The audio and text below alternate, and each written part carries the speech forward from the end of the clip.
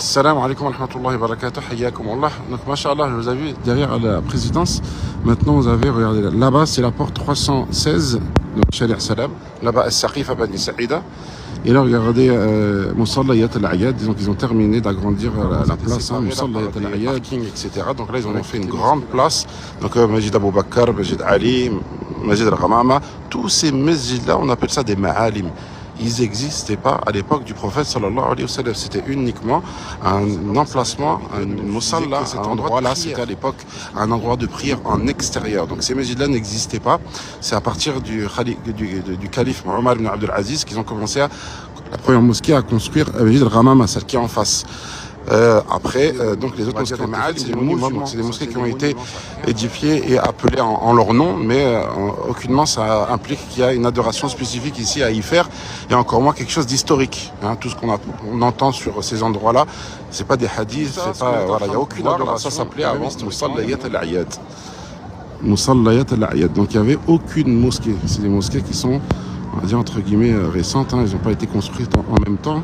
La première, comme j'ai dit, c'est celle-là, le Ramama. Vous connaissez l'histoire, ils appellent la mosquée des compagnons, hein, en pensant que peut-être ils priaient ici ou bien qu'ils habitaient ici.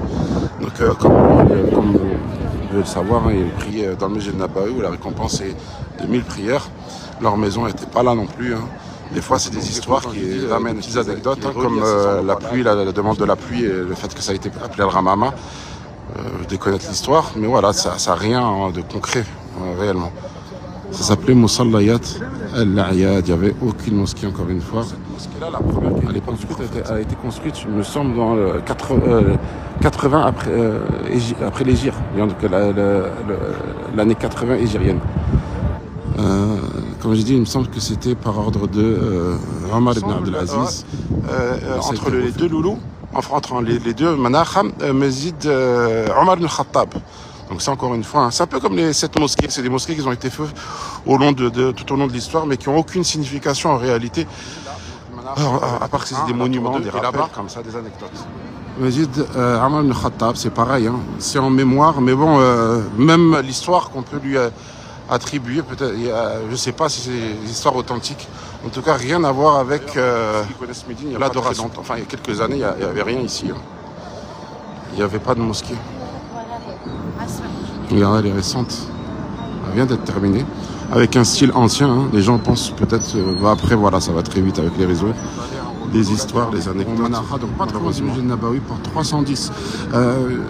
Inch'Allah, j'essaierai d'y penser, de vous montrer la petite horloge qu'il y a dans le Masjid Nabawi, qui est toujours en train de fonctionner de la manière où est-ce qu'il fonctionnait avant. C'est-à-dire la première heure commençait à partir du Shoulour. Donc à partir du Shoulour, il était, on va dire, minuit. Et après, les heures avançaient comme ça. Donc c'était comme ça qu'il comptabilisait, qu'il comptait les heures en journée. Donc à partir du Shoulour. Et cette horloge...